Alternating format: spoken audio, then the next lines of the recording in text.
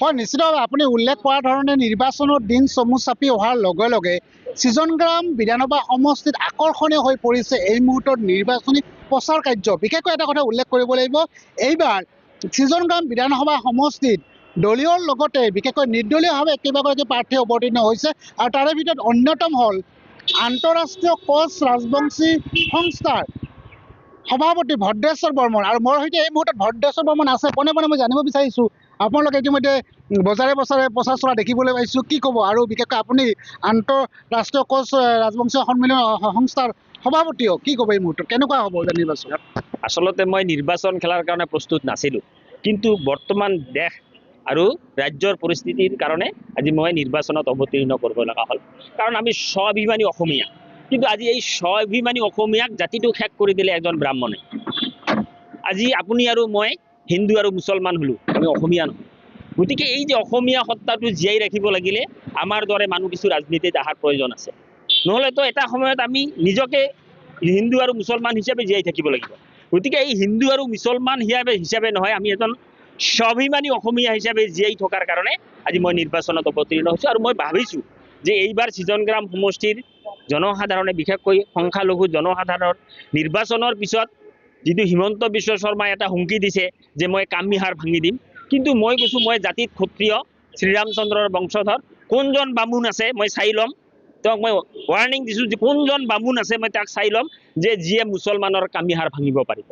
গতিকে মই আপোনালোকৰ জৰিয়তে অনুৰোধ জনাইছোঁ যে তেওঁ নিৰ্বাচন প্ৰচাৰ খেলক, ইলেকশ্যন খেলক, ধনী হওক, আমাৰ ক'ব লগা কিছু নাই, কিন্তু কোনো জাতিক তুচ্ছ তাচ্ছিল্য তেওঁ কৰিব নোৱাৰে। কাৰণ আমি স্বাভিমানী অসমীয়া, আমি প্ৰত্যেকজন অসমত জন্মগ্ৰহণ কৰা প্ৰত্যেকজন মানুহেই আমি অসমীয়া। আমি অসমীয়া হিচাপে জীয়াই থাকিব বিচাৰোঁ। গতিকে আমি হিন্দু মুছলমান হিচাপে জীয়াই থাকিব নিবিচাৰোঁ। সেইকাৰণে মই আপোনালোকৰ জৰিয়তে জনসাধাৰণক অনুৰোধ জনাইছোঁ, এইবাৰ মই নিৰ্দলীয় হিচাপে সৃজনগ্ৰাম সমষ্টিত প্ৰাৰ্থিত্ব দিছোঁ। মোৰ প্ৰতীক চিন বেট, আৰু বেটত আপোনালোকে ভোট দি নিশ্চয় নিৰ্বাচনৰ পিছত, গণনাৰ পিছত ছক্কা মাৰি মোক বিজয়ী সাব্যস্ত কৰিব বুলি মই আশাবাদী। মানে কাৰ লগত প্ৰতিনিধিত্ব হ'ব? বিশেষকৈ AIUDFৰ ৰেজাউল কৰিম চৰকাৰ আছে, কংগ্ৰেছৰ নুৰুল ইছলাম আছে, অসম গণ পৰিষদ ছাইদুল হক আছে ওৰফে ভাইটি আছে, বিশেষকৈ কি ক'ব এই মুহূৰ্তত? এতিয়া কংগ্ৰেছৰ লগতেই হ'ব, কাৰণ AIUDFৰ যিজন প্ৰাৰ্থী ছাত্ৰ নেতা, কিন্তু তেওঁৰ আজি যদি এফিডেভিটটো চাই কোটি টকাৰ সম্পত্তি ক'ত পালে? গতিকে ইয়াৰ পৰা বুজা যায় তেওঁলোক যে দুৰ্নীতিৰ লগত জড়িত, তেওঁলোকে যে চিণ্ডিকেটৰ লগত জড়িত। নহ'লে হাউচ ৱাইফ এজনীয়ে কোটি টকা দি ফ্লেট কেনেকৈ কিনিব? গতিকে মই ৰাইজক অনুৰোধ জনাইছোঁ যে আপোনালোকে মানুহ পৰ্যবেক্ষণ কৰক, মানুহৰ এফিডেভিট চাওক। আজি মই যি নিৰ্বাচনত অৱতীৰ্ণ, মাত্ৰ ৭৫,০০০ টকা হাতত লৈছোঁ।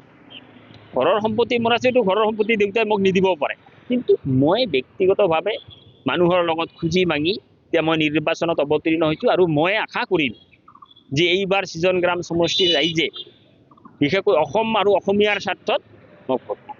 মানে গণতন্ত্ৰ ৰক্ষা কৰাৰ ক্ষেত্ৰত আপুনি এইবাৰ অৱতীৰ্ণ হৈছে, বিশেষকৈ গণতন্ত্ৰ আৰু এই যে স্বাভিমানী অসমীয়া জাতিক ৰক্ষা কৰাৰ ক্ষেত্ৰত। কাৰণ আমি অসমীয়া। আজি অসমৰ মূলা গভৰু, অসমৰ কলকনতাৰ দৰে থকা স্বাভিমানী এই মহিলাসকলক কিন্তু আজি হিমন্ত বিশ্ব শৰ্মাই মাত্ৰ ১২৫০ টকাত ক্ৰয় কৰি ৰাস্তাত নৃত্য কৰাইছে। এইটো দুৰ্ভাগ্যজনক কথা। মই কৈছোঁ যে স্বাভিমানী অসমীয়া মহিলাই কেতিয়াও ৰাস্তাত নৃত্য কৰিব নালাগে ১২০০ টকাৰ কাৰণে, আৰু সেই ব্যৱস্থাটো মই কৰিম। নিশ্চিতভাৱে এয়া আছিল সৃজনগ্ৰাম বিধানসভা সমষ্টিৰ নিৰ্দলীয় প্ৰাৰ্থী ভদ্ৰেশ্বৰ বৰ্মন। আৰু ভদ্ৰেশ্বৰ বৰ্মনে এই মুহূৰ্তত ক'ব লাগিব প্ৰতিটো অঞ্চলৰ প্ৰতিটো বজাৰৰ, প্ৰতিখন বজাৰত চুকে কোণে প্ৰচাৰ কাৰ্য তুংগত তৰা দেখিবলৈ পোৱা গৈছে।